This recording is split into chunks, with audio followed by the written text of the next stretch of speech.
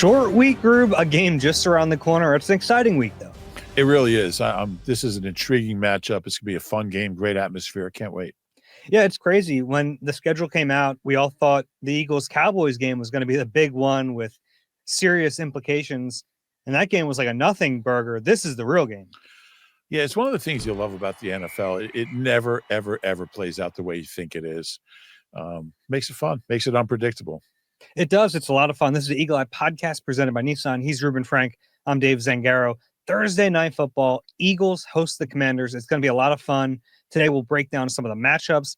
Entering that game, we talked to Vic Fangio and Kellen Moore already on Tuesday. It's like one day of media availability really this week. So it's all crammed in to one. We'll talk to players a little bit later after this podcast. We just weren't going to do a podcast at like 8 at night. That's why we're doing it. We're recording it at, what time is it? Like 2 o'clock to 2:30. Go to the dentist. Where do you want to start today? Let's just talk a little bit about the challenge of a short week, because it is really tough. And I think this is where we talked about it on the postgame pod a little bit. The Eagles have such a big advantage. We thought they'd kind of, the Commanders would have the advantage only having to travel from Washington to Philly, where the Eagles had to travel all the way back from Dallas, but the Eagles didn't have to play the fourth quarter. Yeah, I think maybe they cancel out. I think certainly giving guys really the full, almost the entire fourth quarter rest is, I think the defense maybe play that first drive, some of the guys, but yeah, that's huge. And, there's a cumulative effect because they got them out early in the Giants game, got them out early in the Bengals game a little bit. So yeah, it's, that's like almost 3/4 that they didn't play, especially for guys like Saquon, some of the defensive guys. So I think that's big, but I also think what time did the Eagles get back? They must've gotten back around midnight. Mm-hmm. So that's tough. And I'm sure the coaches went right into the office from the airport and got to work, or I'm sure they were working on the plane. Look, it's not ideal for anybody. And I think one of the reasons a lot of those Thursday night games are pretty ugly is because you just don't have enough time physically to heal and mentally to prepare. I love watching them, but I kind of hate the idea that they have them. Sometimes I don't even like watching them because they're not great competitions. Often that's the case. So you just hope it's you want to see these two teams. I mean, look, they're 7-3. The Eagles are 7-2. You want to see them at their best, and I think the best way to do that is at 1 o'clock on Sunday. But this is the hand that we're dealt, and I think whoever kind of manages the short week the best is going to have a big advantage. Yeah, I agree. It's one of those things where it's kind of a level playing field, so both teams have to deal with it. It's like the sun on Sunday in Dallas, right? Like it affects both teams, but one team still wins the game, so you can't let it completely tank your team. Yeah, and I think when you have two even teams, which I think they are, like I think it can be the great equalizer, a short week. If you have a really good team facing a bad team, you'll when you get rid of those extra 3 days of prep, you're going to see the bad team maybe have more of an edge. But I don't think that'll be the case because I think they're pretty evenly matched. When's the last time you were this excited for an Eagles-Washington game? It's been a long time. And I say Eagles-Washington game because it hasn't been since they've been the Commanders. Right. I mean, this is a team that hasn't been in the playoffs since 2005, I believe. The last time I was this excited for, I can't even tell you. I mean, they used to have some great battles back in my day, Dave. But yeah, it's been a long time. They won the division in 2020. Yeah, but they didn't have a winning record. Yeah. I think they were 7-9. Yeah. I think they were 7-8-1, maybe 7-9. 7-9. So the last time they had a winning record was 15. 9-7. Yeah. And that was like Jason Campbell. I don't even know, but yeah, I mean, they just haven't been good. And the last time both teams had a 700 winning percentage when they played each other was 1996. So maybe that was the last time I was just excited for a Washington game. They've had some openers against them. Like the McNabb game. The first one was good. Yeah, that's true. And Washington won that game. Donovan was gloating. He was like 5 for 28. And he was like, I showed them. And the one big play made was like off the hands of a Eagles receiver. Remember that? Anyway, look, there's been some great individual performances in the rivalry. But yeah, it's been a while since they've both been good at the same time, and that's certainly. And the fact that like the NFC East, it's boring when only the Eagles and Cowboys are good. I mean, if you're an Eagles fan, you want the Eagles to be the only good team. But let's face it, you want a more competitive division. Yeah, I do. It's funny because it really isn't right now either. You're right, because Dallas is still two teams. Yeah, it's just not the same two teams that anybody anticipated. So, yeah, there's a lot of fun little side angles in this one, and yeah, we'll get to some of those in the matchups. Yeah, let's talk about Vic Fangio and Kellen Moore a little bit. Spoke with both of those guys on Tuesday morning. Let's just run down some takeaways from Vic Fangio. Anything that like stuck out to you a lot? No, Vic was, I don't know if it's a short week and they're kind of already, buried in prep, but a lot of short answers from Vic. I'm not sure he was really into being there today. Mm-hmm. But he spoke really highly of Jaden Daniels, and he spoke about how he thought it was a really good fit. That offense was a really good fit for him. Talked about how careful he's been with the ball. He's got 2 picks all year and none of the last 6 games. I mean, yeah, it's pretty impressive. Yeah. And he hasn't fumbled the ball since week 1. And he fumbled like 3 times in week 1, right?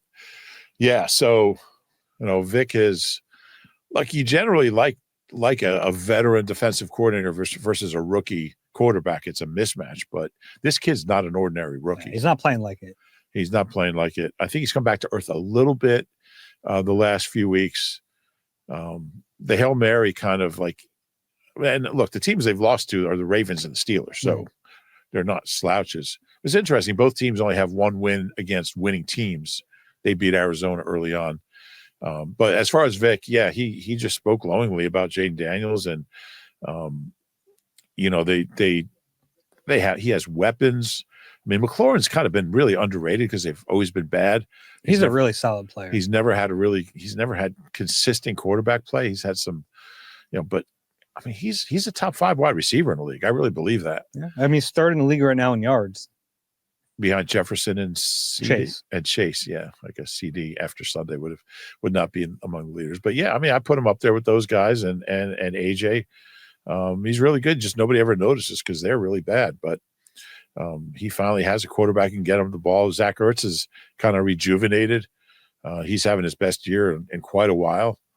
The thing about Jaden Daniels that has amazed me watching him is he just doesn't make mistakes. I mean, he's so accurate. His deep ball is so sweet, so accurate. But you never see him like, and look, he's not perfect, but man, you just never see glaring mistakes from the kid. For a young kid, that's really unusual. Yeah, to bring it back to Vic Fangio, he mentioned that obviously Kingsbury had Kyler Murray, so there are some similarities with that skill set fitting in this air raid offense, and it looks like it. Yeah, and I think the interesting thing about Jaden, he's looking to throw first. Like a lot of young quarterbacks who have that running ability, which he certainly has. I mean, when he turns the corner, you just can't stop him. He's powerful and fast, but he's looking to throw first. And I think that's kind of the difference between him and a lot of young, like mobile quarterbacks. They, maybe look at their first read and then take off. I mean, he's not doing that. He's going through his progressions. He wants to throw it, and then he'll run as a last resort. He's really good at it. Yeah, just think about like early Jalen. There was a lot of that. It was like, oh, it's not there. Eyes down, run. Yeah, and I think that's natural. But I mean, gosh, he's and he's coming from a pro style offense at LSU, and man, he looks great. What else did Vic talk about? I asked him about the secondary. I'm kind of, you look at the secondary, and Cooper's new, and Quignon's new, and Isaiah's new, and CJ wasn't here last year. He was here before, but that was like 7 coordinators ago. It was really a new group. I always thought he would thrive in the Matty P system, though. Yeah, it's a shame we never got to see that happen. Yeah. What is the Matty P system? Does he even have a system? He goes, "Good luck, guys. Get out there." I'll be up in the press box. But yeah, he just talked about how, just what a solid group they are, and they're really talented, and they're learning, and they listen, and they play well together. It's really something else. This top 3 pass defense. They'll probably be number 1 by the end of the year, but some tough games coming up. Some good quarterbacks coming up. Yeah, we thought like It's funny, and again, it goes into, and I'm off topic, but Shocker. The run. I mean, the run they have coming up is really tougher than the run we thought would be the difficult part of the season and the schedule. But anyway, and Washington being 2 challenging games in that group is part of that. But yeah, what else? What else did Vic talk about? He mentioned that Bryce Huff is wearing a cast on his hand because he has that wrist injury, and he said it's really kind of limited his grip ability because he has the 4 fingers out of the cast, but really not much use of the thumb or the palm. So they have a built-in excuse for why they're not playing Bryce Huff right now. But I thought it was really telling to see how much Jalen Hunt played. And played well. Game.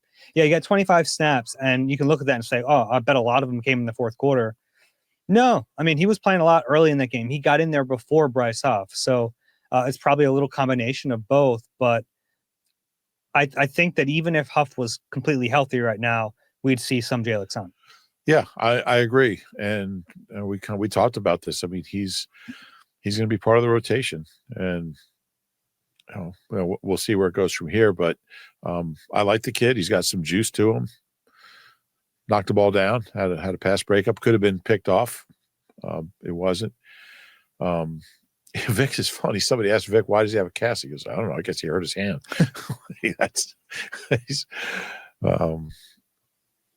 Vic was interesting talking about Zach Bond. Yeah, it's like we ask about their inquiry into Zach Bond every week, and every week we get a new little nugget from it. Yeah, and today the nugget was that Howie was the first one that came to him and thought he could be an outside linebacker and special teams demon. Mm-hmm. He said, I looked at him and no, he's an inside backer. Yeah, which is like, that's a tough evaluation for a guy who didn't have a lot of snaps on tape playing that way. It's also unusual to get a coach who basically tells us that the GM was wrong in his evaluation. Mm-hmm. That was kind of fun. Yeah. It is fun. But he was right. I mean, obviously Vic nailed this. And when the Eagles signed Zach Bond, that they were looking at Andrew Van Ginkel, or at least like when they scouted him from the front office perspective, they were looking at Andrew Van Ginkel from his tape with Vic in Miami. He like kind of rejuvenated his career and found a really great use for him. So a lot of people, including people in that front office, thought, no, this guy is like kind of Andrew Ginkel 2.0. He's going to be that type of, situational edge rusher go after the passer for Fangio, and everyone thought that except Fangio. And then I think some of the front office started to come around. Yeah, I think so. Yeah, and good for Vic. This is the benefit of having a guy who's been doing it for 40 years. Anything else from Vic? He was asked about the tackling, and he said, when you emphasize something, you have a chance, which is some advice from Jim Mora back in the day. Senior. Yes, senior. His head coach when he coached the Stars. Mm-hmm. Yeah. Those are fun teams. The Stars? Yeah. Yeah. They had 9 players that went to a Pro Bowl in the NFL and played for the Stars. And some really talented team. I think they could have beaten the Eagles. Some of those years, the Eagles were really bad. When did that league fold? Oh, man. 80 after 86, I think. I think it was 84, 85, 86. It might have been 83, 84, 85, but it was somewhere in there, mid-80s. But like the Eagles of the mid-80s were, like the Marion Campbell Eagles were bad, and the Stars could have beaten them. They draw people? They gave away so many free tickets. It was hard to tell. Oh, really?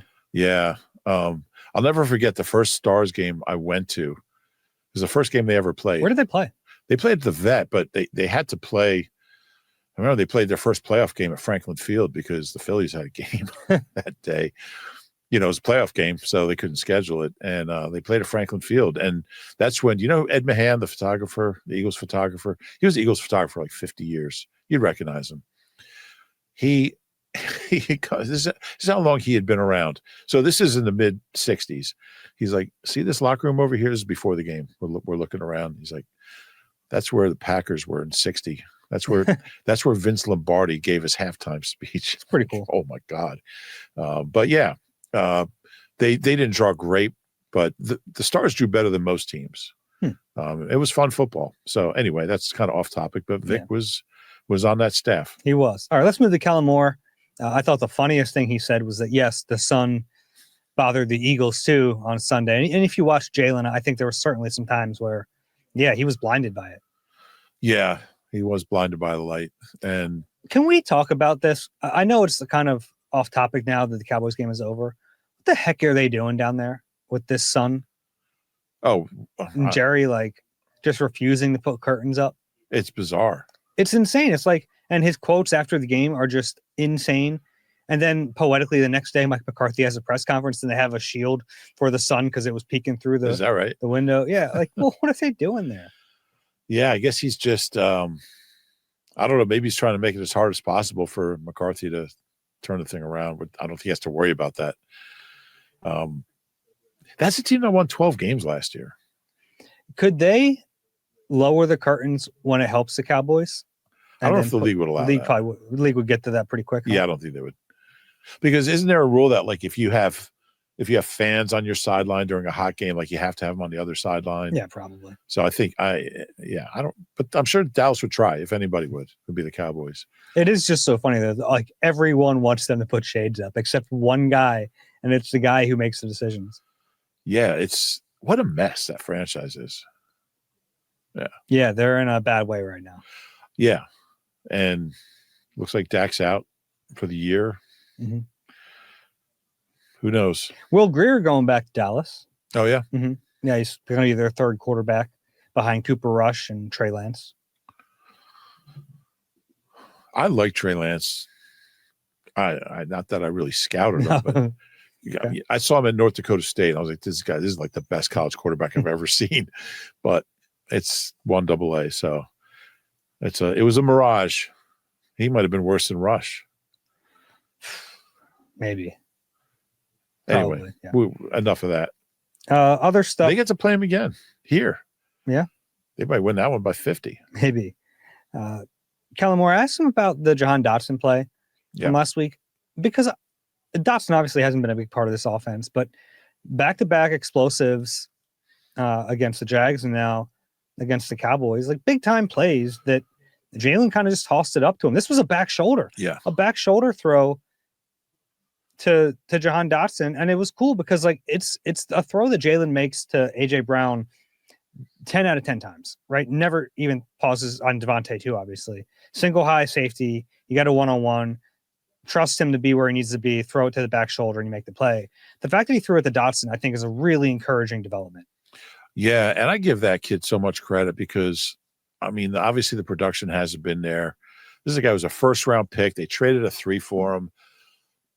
And I think it might have been you that brought this up a couple of weeks ago. He never complained about not getting the ball. He never complained about not getting targets. He never made excuses for the lack of production.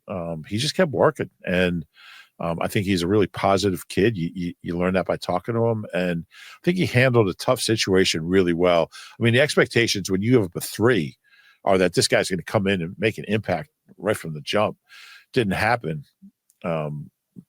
But, like, you know, he never complained about it, and ultimately has made some big plays the last couple of weeks. So good for him. Yeah. And, like, a back shoulder is no easy task with a guy you don't really have that much familiarity with. I wonder how much trust he earned from the play 2 weeks ago. He must have. Yeah. And with Jalen, I mean, we've talked about this. Trust is like the biggest thing. He's not going to get you the ball if he doesn't trust you to make that play. Yeah. And I remember after the Saquon game against the Giants, Jalen Hurts was asked, like, hey, what is it about this team when one of your guys plays his former team, meaning AJ a couple years ago against the Titans, now Saquon against the Giants? And he said the first time is like an instance. The second time it's a coincidence. The third time it might be a precedent. So maybe he was talking about Dotson in that moment. We'll see. You certainly feel better about him now than you did a few weeks ago. Other stuff from Kellen Moore. Wasn't a whole lot.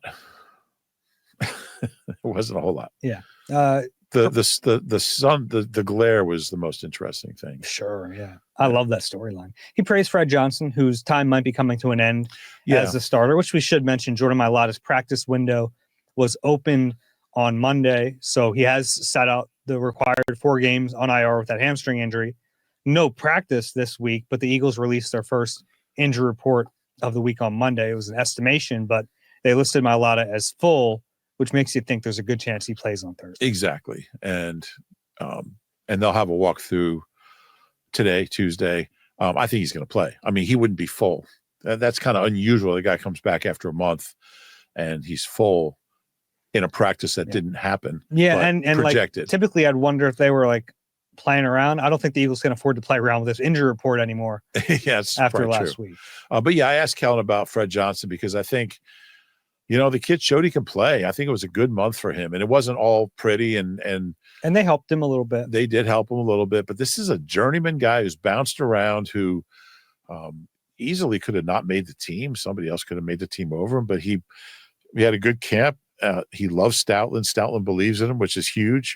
And he, they're 4-0 with him. I mean, they're really 5-0 with him. I think, when did Mulata get hurt? Was it early in the fourth quarter of that Cleveland game?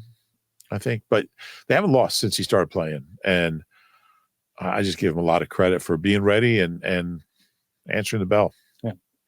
I think that's all I had from Kellen Moore today. Yeah. We want to get into matchups. Normally do matchups later, but this is such a big game. We want to push them up a little bit and talk about the Commanders. The first one on my list is Quinyon Mitchell against Terry McLaurin. And I feel confident putting Quinyon versus McLaurin here because McLaurin doesn't play on both sides of the field. In this air raid system where they're kind of going up tempo, he stays on his side, which means he's going to see Quinyon Mitchell in this game unless they change what they've done the first 10 weeks of the season. Which I wouldn't expect. Yeah, I wouldn't. Which selfishly is like really exciting in this game because Quinyon has been fantastic all year, but this is like a one-on-one battle all game against one of the best receivers in the league. Yeah. This will be his biggest challenge. And he's faced good receivers before, but the combination of that quarterback and this receiver, it makes this a really dangerous matchup. So I think he'll play well. Terry McLaurin's going to get his. Jaden Daniels and Terry McLaurin have a real next level connection. So he's going to catch some passes, and I fully expect Quinyon to put it behind him and go out there and make some plays himself. Yeah, I think right now Jared Verse is kind of in the lead to be Defensive Rookie of the Year. I think Quinyon should be in the mix. Need those big plays. I know, it's just such a shame because on a play-by-play basis, I think he might be the best defensive rookie in the league. It's just when it comes time to vote and you see a 0 next to the interceptions, it's tough. Yeah. And it's a shame because he could have had like 4 by now. Yeah, and now, honestly, he's not seeing the amount, like he's probably kicking himself because he's just not getting those opportunities anymore. People aren't throwing his way. They'll throw his way Thursday night. They're going to have to. Yeah. So maybe is that a prediction? Is that a fun prediction? Yeah, that might be my bold prediction. I Thursday like night. that. Yeah. Gets his first. I like that. Yeah. My next matchup here is Vic Fangio against Jaden Daniels. And I know Vic's not out there, but you're right. We talked about it earlier. Typically, when you have a veteran, grizzled defensive coordinator against a rookie, they kind of feast on him. And even a guy like Vic, who is so good at disguising coverages and making everything look so similar, the picture looks so similar just before the snap. Like, it's supposed to be a recipe to mess with a young quarterback, but I don't know if that's going to be the case. Yeah, you're right. You know who the last rookie to beat the Eagles was? They're 8-0-1 their last 9 games against rookie quarterbacks. The one was What year? Joe 16. Oh, 2016. No, that was a tie. Oh, okay. Yeah, the Bengals game was a tie. So they're 8-0-1 their last 9 games against rookie quarters. It was 16, which kind of gives it away. Goff? No, it was Dak. Oh, Dak. Okay. Yeah. I was just thinking about the quarterbacks in 16. Yeah. How about Goff winning a game throwing 5 interceptions? It's pretty crazy. I had that game on the radio on Sirius XM driving home after we got our podcast on Sunday, and I had the you can kind of pick which channel you want to listen to. I had the Texans, and I hear, that's a tough one. Devin White's got to make that play. Like, okay, they're not going to win this game, and they didn't. But anyway, yeah, that's an intriguing matchup. I mean, look, Vic has been incredible this year, and I'm sure, a big part of stopping Jaden Daniels is stopping that RPO game, which they're really good at, and it's going to be a fun matchup. And I think having a guy like Zach Bond and even Nakobe Dean, guys who have shown some range, that helps because if he pulls it, you have to have guys who are fast enough to get there. And Bond sideline to sideline he's pretty fast. He can cover a lot of ground. Yeah, he can. Yep. We'll see if Brian Robinson plays in this game. They're running back. Now the stats for the Washington run game are great, but a lot of that is Jaden Daniels, which is kind of what you see with a lot of running quarterbacks. The whole team stats get bumped. Robinson's been okay. Like he looks pretty good in this like gap scheme, but he's not a great running back. So, but he'll help them if he's out there. Yeah, they could certainly use him. This team's going to go as far as the quarterback takes them, but he's a good player. I was surprised Eagles' run defense was a little leaky against Dallas. Now, some of that was late, and they had some backups in, but they ran the ball a little bit early, which they couldn't throw it. Rico Dowdle had some big runs. He had like a 19-yarder. I was a little disappointed with that. It's kind of hard to be disappointed in 34-6 game, but you would like to see him play better. Yeah, and in general, I think they've been pretty good against the run. A lot of it. I mean, great. Yeah, I mean, up front they're playing well, and then up front they're getting doubles, and then the linebackers are running clean, and they're able to finish, which is a big deal. Yeah. The Commanders are a little banged up on offense on their edges. Both tackles have been a little hurt, so I think this is a game where we could see a big Josh Sweat performance, or maybe a Bryce Huff or Nolan Smith come out of the gate and get a big sack in a big moment, because Jaden Daniels is tough to bring down. He's only been sacked 20 times this year.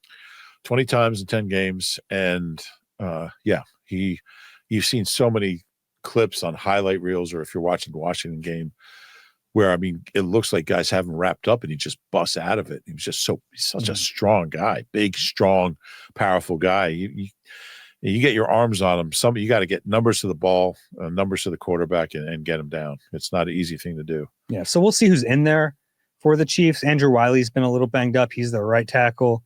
Cornelius Lucas, their left tackle, has been hurt. So everyone remembers Andrew Wiley. He was from a Super Bowl. Yeah. He was supposed to be their weak link. He played well in that game, but obviously at Super Bowl 57, it was supposed to be like that was the Eagles' big matchup, was Hassan Reddick against Andrew Wiley. And Wiley played well, give him credit, but I think the field helped a little bit. Yeah. What a shame. Flip to the other side. I think they can run on the Commanders, and I think it's a really good time to have Saquon coming off a 15-touch game. Yeah, I think that's a great point, and he should be fresh now. I mean, I think everyone's banged up and on a short week, but I thought they'd run the ball better against Dallas. I did too. Yeah. They seem to run the ball a lot better in the second half than the first half all year. I have to look up the numbers, but I'd like to really see him get that running game going against. I mean, that Commanders' run defense is not good. Yeah, it hasn't been good, and they have some good players up front. I know they lost Jonathan Allen for the season a few weeks ago. That was a big loss, but they still have Deron Payne. They have the rookie Johnny Newton. They have a couple good linebackers and Bobby Wagner and Frankie Louvu. So they should be better against the run. They haven't been very good. Yeah, there's not a lot of areas where you look at and say one team has a really big advantage there. I think that's one. Mm-hmm. And I think the Eagles receivers, assuming Devontae Smith plays, he's on the injury report again with a hamstring, but he was also last week and was able to play. I like them against the Washington corners, especially if Marshawn Lattimore, who they traded for at the deadline, isn't ready to go. Yeah, I would think he would play, but we'll he was a DNP to start the week. Yeah, was he? Mm-hmm. Yeah, that's and look, the Washington defenses, they're average. I think they're 14th. They're 14th in yards allowed. They're a little higher in points allowed. But it's not an elite defense. I mean, their strength is the skill guys. Their strength is their offense is elite. I mean, they're number one in the league in points per drive. And points per play, I believe. Yeah. I think they're fourth in offense. The Eagles are sixth in offense. So, yeah. So, but look, the way Jalen's throwing the deep ball, I think they have a real chance to hit some big plays on Washington. Yeah. And then Dante Fowler's kind of been their big pressure getter on the edge. Good player, plays on both sides of the line. So I think they'll line him up against Lane and against presumably Jordan, but they have both tackles back. That changes it a little bit. Yeah. And without Jonathan Allen in the middle, it's not as dangerous as of a line. Yeah, that's true. They do get. Isn't it a shame for Jonathan Allen? He lived through all these crappy teams, and they're finally good, and he gets hurt, and he's out for the year. Yeah, it is a shame. But they do rush the passer well, and after that first half Sunday, that was a little shaky. Mm-hmm. Got better, certainly, but that's certainly a matchup to watch. Yeah, and Kellen Moore talked about a little bit today. the quarterback's responsibility and pass protection, because there are some times where Jalen kind of walks himself into sacks. His time to throw this year is number 1 in the NFL. I think it's 3.11 seconds, which is an eternity in the league. Yeah. So, the pocket's been pretty good for most of the year. Now, I didn't think the offensive line had their best performance against the Cowboys, but I thought it was like serviceable. I don't think Cam Jurgens is playing great lately. Maybe the last few weeks. Okay. I think Landon struggled a little bit in this game too. Yeah. The one sack that I kind of gave to Kenny Gainwell. I mean, Kenny Gainwell had to block a defensive lineman 1-on-1. Yeah. Interesting. All right. That was matchups. Let's take a break. On the other side, we have a fun exercise that we did. We're going to give our top 10 power rankings and see where the Eagles and Commanders rank for us. You deserve a car that thrills you, a car that puts goosebumps on your goosebumps. At Nissan, we got everything from turbocharged SUVs to 100% electric vehicles that'll make your heart beat faster. Experience the thrill for yourself and shop your local Nissan store at nissanusa.com today. Celebrity cook Steve Martorano brings his Italian-American cooking back home to Philly. Enjoy Martorano's Prime at Rivers Casino and Steve's famous meatballs with Sunday gravy, prime steaks, and more. Make reservations at Martorano's Prime on Open Table. All right, we're back. We are through 10 weeks of the NFL season. The Eagles, I think, are going to be in both of our top 10s, which there was a point this year where I'm not so sure we thought that was going to happen. But you want to just go through it? We'll start at 1 and work our way through 10? You want to start at 10 or start at 1? I think we'll be in agreement early. Okay. But it's up to you. We want to start at 10? Start at 1. Okay. Whatever you want to do, Dave. It's fine. Well, this was your idea. I don't want to take your idea. Start at 1. Number 1. I went with those Kansas City Chiefs. Yeah, I mean, they might not be the best team, but you kind of have to. Yeah, they're undefeated and they feel ways. Inevitable. They won their 9th game with that blocked field goal. Since 2000, Andy Reid's had 2 losing seasons. And it just blows my mind. And like everyone kind of like I was in the press box at AT&T Stadium. Everyone rolls their eyes like, of course they won. Like it was some fluke. Like, no, that was a good special teams play. It sure was. It was Karlaftis like comes in and blocks that. That's a big play. They caved in that whole side of the line. Yeah. So I went with Chiefs. I still think the Lions might be the best team right now, but they've got that loss to Tampa early. Mm-hmm. They've won 7 straight since then. They're a fun team to watch. I mean, they had the steal one at the end there. Yeah. I have them at 2. I guess you would do as well. Yeah. Yeah. 8-1, class of the NFC right now. Long way to go, but it looks like they're the best team in the conference. It does. And man, I was wrong about Dan Campbell. I thought he was a clown. He's a good coach. Mm-hmm. Yeah. I mean, it was like him and Sirianni were kind of universally made fun of when they got hired, and they both had a lot of success so far. Well, Nick still is. Made fun of? Yeah. Yeah. Probably. Around the country, yeah. Number 3. I went Buffalo. Me too. I was wondering if we're going to be the same here, because there's really 2 options for 3. It's either the Bills or the Ravens. Right. We both went Bills-Ravens. Now, what's interesting is that whoever wins that Chiefs-Bills game could leapfrog the Lions. Potentially, and go to 1. Mm-hmm. Well, Chiefs would already be there, but if the Bills win, that's a fun game. I think it's in Buffalo. Sean McDermott against his former boss who fired him. Yeah, I mean, but that's half the league, so that's true too. Yeah. It's tough to get excited for that matchup every week. I mean, the Ravens coached by another former Andy Reid assistant. So we agree. We go. You have the Ravens 4, so we go Chiefs, Lions, Bills, Ravens, mm-hmm. top 4. Yeah. Now it gets interesting. Yeah. I hope we differ here. I went Eagles 5. I went Steelers 5. Okay, I have the Eagles above the Steelers right now. That was a tough call. I think what Russell Wilson's I've always liked Russell Wilson, and I think he didn't play awful in Denver, and I don't know what the heck they were doing or what they were thinking, but he's kind of given them new life. I mean, I think the Steelers and Eagles are very close. Steelers beating Washington, like Eagles they don't have that win over a really good team. Mm-hmm. I think their only win over a winning team is Packers opening day. Yeah. So they haven't beaten a winning team in the Northern Hemisphere. But you could go either way. I went Steelers 5, Eagles 6. Okay. Yeah, I think that's a fine way to do it. I went Eagles 5, Steelers 6. Okay.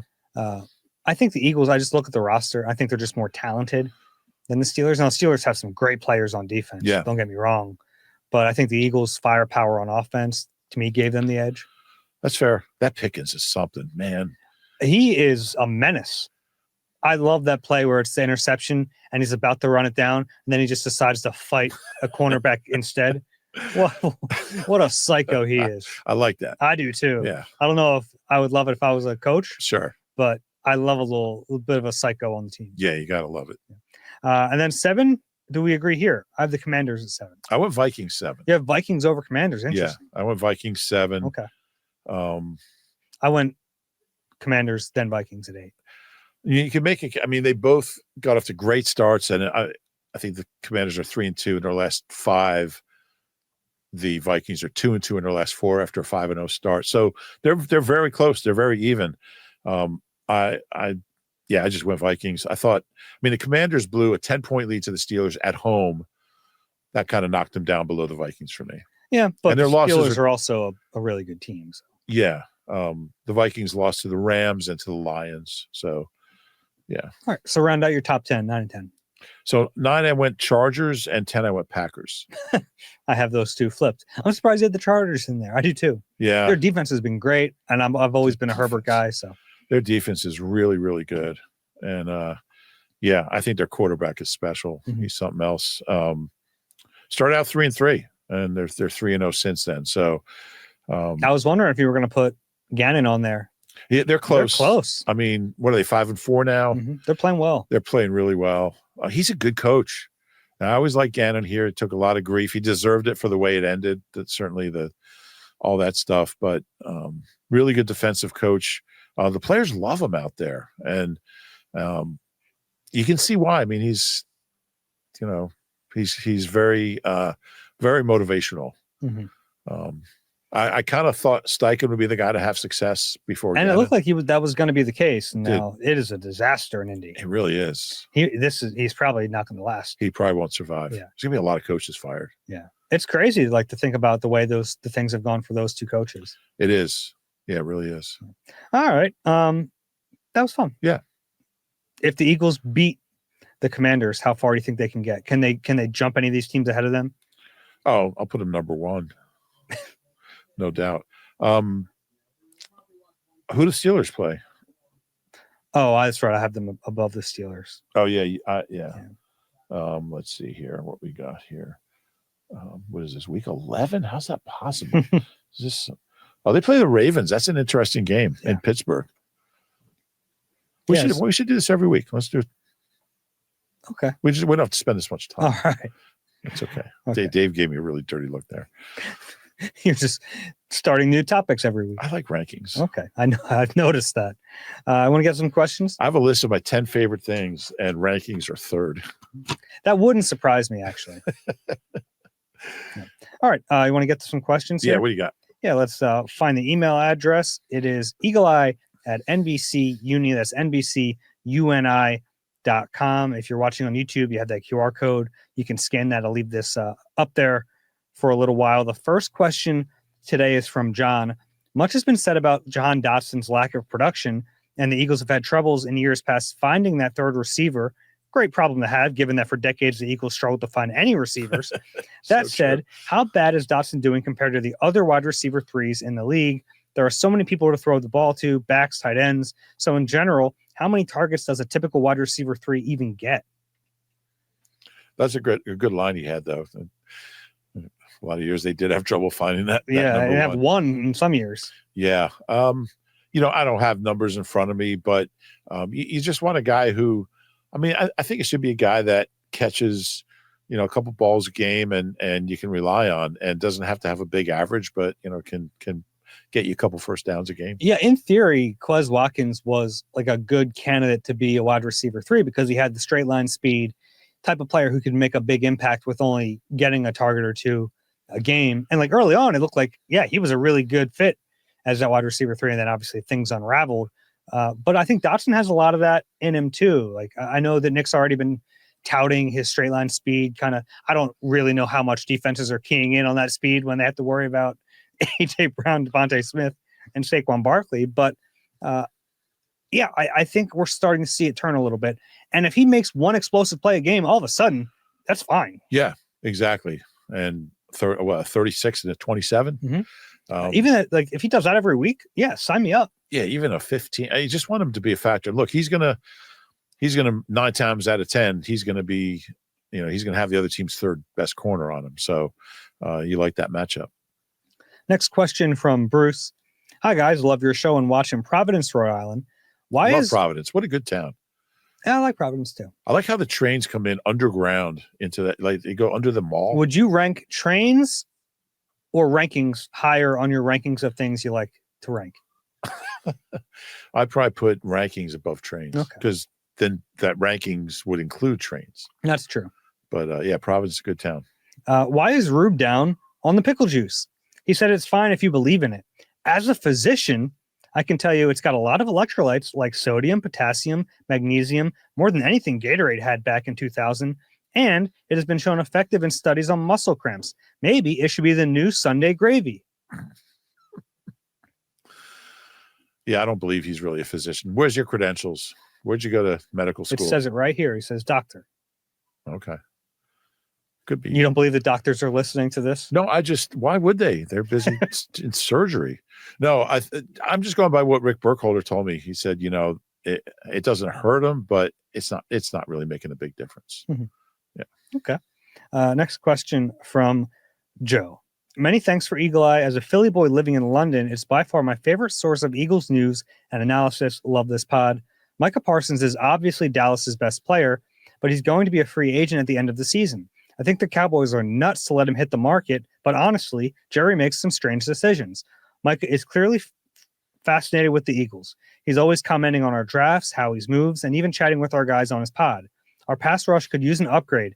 Is there any chance he's an Eagle next year? It feels like a real long shot, but also oddly something I could see happening. Wondering what you guys think. I think Mike is trying to talk his way out of Dallas. He might be doing it. I mean, those comments about McCarthy, that was crazy. But I wouldn't put anything past Howie after this past offseason.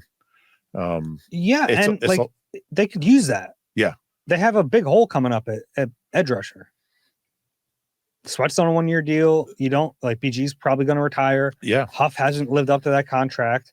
Nolan Smith has been better. I don't think he's someone who you can say is a for sure starter and high sack guy. Jalen Hunt has some potential, but yeah, I totally agree. It wouldn't shock me. And he obviously doesn't want to be back in Dallas. I mean, he went to Penn State. I think he's definitely got friends here. He does seem to comment about the Eagles a lot. He seems to admire the franchise. It's an interesting. I mean, certainly, I think Sweat is worth bringing back. But if you could have one or the other, I mean, that's a no-brainer. Yeah, obviously, one's going to cost a little. One's going to cost a little bit more. Next question from Scott. Hey guys, I always see these horrible press box views from stadiums on the road. When you cover games, do you really watch the field from the box with binoculars, watch TV monitors, or both? It's both. Yeah, I always have my binoculars with me. I'm a dork about my binoculars. I always have them, even at practice. You can just end the sentence after dork.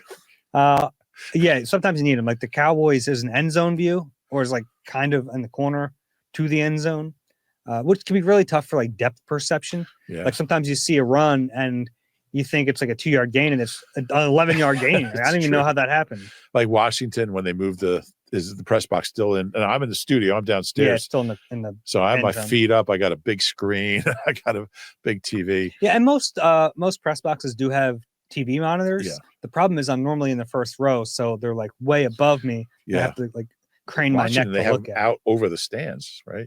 Where? They have those monitors out in Washington over the stands. But I'll never forget being in the end zone when Vic threw that 81-yard touchdown to Deshaun. I think it was the first play of the game, and the ball's coming right at us. It was so cool, and you're watching the ball, and then you see Deshaun, this blur, and they're just and then you watch the two of them meet, and the end zone angle sucks except for 2 or 3 plays a game. Mm-hmm. It's helpful on tape because you're getting close end zone. Yeah. From that far away, it's tough. But yeah, You ever want to get Merrill Reese going? Ask him about some of the views for the radio booths. Well, Washington, I think is his. Yeah, that's the one he hates the most. But I would always have binoculars when I was going to games. You pretty much have to. Mm-hmm. Yeah, and it like the one thing about aside from games, like the actual play on the field, you want to be able to see the sideline. Yeah. You want to be able to see the injuries. You want to be able to see, this player just had to be held back because he's, whatever, that kind of stuff. Yeah, and that's stuff you don't get on the TV copy. Sometimes you do, but occasionally, yeah. There's only 20 cameras at these games. I think one thing about binoculars, it limits like your scope. Like I would always tend to follow the ball, and sometimes the most interesting things are off the ball. A lot of times I will follow a play at the snap with binoculars. So I'll watch the snap, make sure the play doesn't get blown up, and then I'll quickly move back. Now, the problem is I normally wear glasses. I don't wear them on the podcast because we have these ring lights, and I look like an idiot with the lights in my glasses. So you can end that comment. But so typically I'll have my glasses down, the binoculars over, and then in one motion, I move the binoculars and flip the glasses up so I can watch the rest of the play. It's kind of like an outfielder, like, fly ball, flipping down. A lot of muscle memory there. Yeah. Next question. See, that's a glimpse into Dave's process. You're just not going to get all the time. From Andrew. Hi, Dave and Roob. Love the podcast. Thank you. I'm in Toronto, and it helps me stay connected. Excellent job. In the first half of the Cowboys game, the Eagles allowed 5 sacks. One was Gainwell being overmatched. It seems as though the other 4 were all Jalen holding the ball too long. In your opinions, is that a result of quality coverage by the Cowboys or Jalen needing to speed up his decision-making? I think it was the latter. I think he just got back into some bad habits that we saw early in the year and last year where he was he just kind of lost his feel for the pocket, and he was running into traffic basically, or just unaware of the pressure. And he figured it out. He figured it out in the second half. And I think sometimes it is coverage. Like I didn't think it was in this case. Okay. Yeah. I just thought he kind of, look, you got to get rid of the ball. And then, I think it kind of started to turn on that. I think it was Overshawn on that touchdown to Goddard. He just kind of eluded him and made a mess. Yeah. And then after that, he was fine. So I don't think it's a huge concern, but it's something to keep an eye on because he's had, off and on problems with that. Mike, who do you think is the Eagles MVP so far this season? I would put Bond in the running. Sure, he's not scoring points like Saquon, but he is the core of this defense, which is winning games. Saquon. I still think it's Saquon. It's getting closer. It's getting closer. I just think he brings such a where would they be without Saquon Barkley on that offense? There were some rough games for the other players on that offense, and Saquon was just so good. Yeah. And if it had, I think we did this a couple of weeks ago. If you wanted an offensive and defensive, there you go. But if there's an overall MVP for me right now, it's Saquon. But it's certainly there's 8 games left. It's so funny. He had like a down game by his standards. He still had 78 scrimmage yards and a crazy play on third down on a dump off that shouldn't have gained any yards, and it put them on the 1 yard line for a touch push. And he still averaged 4.7 yards carry too. So but I would like to see. And they have the long week coming up and mini bye. So, I'm fine if he gets 22, 23 carries Thursday night. All right. Next question from Bob. What do you think the future holds for Britton Covey when he is healthy? I think he's still a top returner and has good hands as a receiver, but Dotson is improving and Wilson is making contributions. Can they really afford to use a roster spot every week for a punt returner when DeJean is capable? Yes, I would prefer that. I would prefer to not expose DeJean to the extra hits he takes on returns. It's a great question. It's something I was just talking to Tim McManus and across the street just before the coordinators. That's a tough roster spot, and I really admire what Britton did last year, but Cooper DeJean's just as good. Maybe not quite as good yet, but he's a weapon as a returner. You get Bellotta back. You're going to need a roster spot there. So, they could open his window. They haven't. They could. It's he's been on the IR long enough. I don't know how. He was in the locker room briefly about 2 weeks ago. I didn't see him this past week. Yeah, when he got injured, it was like a 6-week minimum injury. Yeah, so he had to let the bone heal.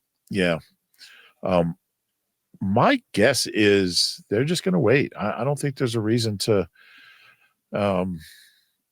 to rush him on the roster. Yeah, it's a shame for him because he was good and didn't do anything wrong. He got hurt, but I mean, Cooper Jean's really good. Yeah. Like that play on Sunday was incredible. I think if you have, I mean, they're very different. And he's 21. It's like he can handle this workload for a season or two. Yeah, I agree. Nothing against Covey, but now maybe Vic is like every week, like get this guy off the punt return unit. Yeah. Well, we know Vic doesn't want him doing it, but this is reality. And he hasn't shown any signs of not being able to handle it. So he's pretty good when you're not getting players thrown into you. Yeah, that's true. It's a good question. Yeah, no, it's something I've wondered too. We all have. Because we're getting closer to that time where he's starting to be ready. They can open Bradbury's window too. They haven't. They have not. Doug. Hey, Dave and Rube. First thing, love the pod. It's so refreshing to have you guys being nothing if not sensible in a world of big media hot takes. Anywho, question for the pod. How many guys on the team do you think have a shot to be Pro Bowlers? We're getting to the point where we can start thinking about that. Voting's probably going to open soon. Yeah. Go through it. Jalen? Yeah. Saquon? Sure. AJ? AJ missed 3 games, but it might. I mean, he's just so good. I think he's going to make it. Lane? Lane, definitely. Probably Dickerson, even though maybe he's not playing that way, but like he's been there. He's got the reputation. Mailata is an interesting one. He was on that way, but he missed a lot of time, significant time. I think AJ can afford to miss 3 games. Mailata missed 4 because he's never gone. Yeah. So to get his first one in a season where he plays maybe 12, 13 games. Goddard's numbers are still pretty good. Yeah. Among tight ends. He's still number 1 in yards per game, I believe, for tight ends. Defense, Bond, he's a Pro Bowler. I don't know. To me, he is, yeah. It's tough to go that first time when you don't have that reputation and new position, but man, he's such a playmaker. He's really good. I can't believe how good he is. Who else on defense? Jalen Carter. He should. He should. He's been so good recently. He's just not. He's not getting those splash plays. I know. I don't care. I don't either. I think he deserves it. But he was so good on Sunday. I know. I don't disagree. It might be tough for him. Yeah, I think he's one of the more impactful defensive tackles in the league. I agree. Anyone else on defense? No, I mean they play really good. I think Quinyon has played to that level. He's a rookie without any picks. Yeah, he won't. Nnamdi made first team All-Pro without any picks one year. But he had a reputation. Yeah. Anyone else on defense? It's kind of amazing that we listed all these guys on offense, and it's tough to find them on defense when the defense has been the better unit for a lot of the year. Yeah, they're just they just play as a team. There's nobody. I mean, none of the D-backs. I mean, Slay's made it 6 times, but doesn't have any picks and has missed some time. I don't think he will. I mean, he could be like a injury replacement. But they don't have those anymore because they have the Super Bowl guys who don't go. Yeah. A lot fewer guys go now because it's not a real game, so injured guys can go down there. Josh Sweat. He has a chance. Possibly. Yeah. Made it before 1 year. And he's been putting up decent numbers. I think he needs like 12. I mean, he made it at 11. No, he made it the year he had like 8.5, right? Yeah. He didn't make it when he had 11. Yeah, we'll see. Next question from Ben. What happened to Jordan Davis? Is he now firmly behind Milton Williams and Moro Ojima on the depth chart? The snap counts seem to indicate as much. Heck, even Jalix Hunt got more snaps, albeit a different position last week. I think Jordan Davis has been fine. Like, he plays a limited role because that's what the defense dictates. I think he's been solid. I don't think he's been like world-changing as a nose tackle, but I think he's playing pretty good football. He played 21 snaps Sunday. Yeah, I would say he's been disappointing for where he was picked, but he's fine. Yeah, he's an important part of their defense. Yeah. Like we can't, he doesn't hurt him. Yeah, we can't talk about like how bad the run defense was early in the year and then it improves and just like pretend that he doesn't have any role in that. Yeah. Yeah, he's fine. Not what they thought. Okay. Want to do one more? Sure. Wrap this up. This one is from Paul. Fellas, awesome pod. I never miss an episode. Sometimes I go on YouTube to watch the really old episodes for perspective. Example, when you guys destroyed Howie right after drafting Jalen Hurts, or more recently when Dave mentioned he had a draft crush, he turned out to be Quinyon Mitchell. We destroyed Howie after drafting Jalen Hurts? Yeah, we did. I remember doing that. I don't know if we do. We were confused. That was during COVID. We were like doing that at home. Yeah. It was a confusing pick at the time. Yeah. Yeah, I didn't understand it. I still don't. What do you think would have happened with Carson if they didn't take Jalen? Do you think it would have ended the same? I don't know. But that was like we weren't even thinking about the potential Jalen had. I think at that point, it looked like they were all in on Carson Wentz, and we wondered how it would affect him. I think we were right about that. Yeah. Like it clearly, like it tanked him. Yeah, it did. That's why I say if they hadn't made that pick, I still don't think he'd be better than Jalen is right now. But he might still be their quarterback. Who knows? Probably not. If they didn't pick Hurts? That's interesting. Yeah, I don't know. Probably not. Probably not. It seemed like it was going a really bad direction, but the really bad year happened after they took Jalen Hurts. Yeah. Question. Since Jalen was unsuccessful on multiple brotherly shoves against Jacksonville and Kenny Pickett was 1-for-1 in Jerry World, why not let Kenny earn his paycheck and bring him in for short yardage situations?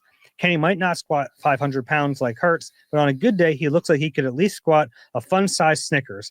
Plus, it's less risk to Jalen's health. If Pickett gets injured, Tanner McKee would slide up to his rightful position of QB2. So you want the backup quarterback to run the brotherly shove in place of the guy who's incredible at it to get him hurt so Tanner McKee can be the backup. Pretty much. Yeah, I think there's a very high chance of that happening. Yeah. Do you also imagine Jalen? Yeah, he would love that. We're going to take you out and put Kenny Pickett in the game. Jalen, by the way, ran for his 10th touchdown of the year. He's one of only 7 players with 4 straight seasons with 10 rushing touchdowns and the only quarterback. It's incredible. Yeah. We it's amazing. How amazing is it? Because it's like, not that like they all haven't been of the tush push variety. He had one 8 yards. 8 yards. He bowled the guy over. That was impressive. But does it lose some luster when you're like, all these are tush pushes? I don't think so. And I was actually thinking about that. Like, I think the number's the number. They all count 7 points. Okay. It doesn't matter how you get them, as long as you get them. And like, he's still fast. We saw that on a 21-yard run, 24-yard run the other day. I think it's pretty cool. He's got 50 touchdowns in his career. I mean, like the list of running backs that never had 4 straight seasons with 10 touchdowns. It's like Emmitt Smith, Marshall Faulk. Like, and he's done it. I think it's pretty crazy. It is crazy. Wanted to mention, thanks for all the emails again. eagleeye@nbcuni.com. QR code is there for another few seconds. Vinny Curry retiring officially as an Eagle on Thursday. He'll be the ceremonial captain for the coin toss. Good for Vinny. Good dude. We like Vinny. Great guy. Yeah. Central Jersey guy. Neptune. Neptune, right? Yep. I remember once I went to a concert in Asbury Park and we were talking in his locker and I told him where I was. He's like, you went in that neighborhood? Like, this is Vinny Curry. He was, this huge, big NFL player. But anyway, great guy. Yeah. Congrats to him. Looking forward to seeing him on Thursday. You don't have to give me a prediction, but this is our last pod before the game. Which way leaning? Well, you basically asking me for a prediction. Yep. But if you don't have it finalized, that's fine. I really think the difference is I think Washington's defense is the weak link. And I think it's going to be a high-scoring game. I think this game might be played in the 30s, high 20s. I do like the Eagles. I just, at home, I like the matchup between Vic and a rookie quarterback. As talented as that rookie quarterback is, I'm going to pick the Eagles to get to 8-2. Yeah, I am too. It's a big game for them, obviously, to show where they are. It's a litmus test. I think they're a good team. I really do. I know that you can look at their wins and say, who have they beaten? And they're beating up on these bad teams. And they have. But that's what good teams do. Yeah. So I'm excited to watch it, but I think they're going to win. Same. All right. And we will see you guys as soon as it's over. Yep. Pretty late in the night on Thursday. If you enjoy the Eagle Eye podcast, please rate and subscribe wherever you get your emails. If you're watching on YouTube, please click the like button and subscribe there as well. For Roob, I'm Dave. This has been Eagle Eye, presented by Nissan. We'll talk to you soon.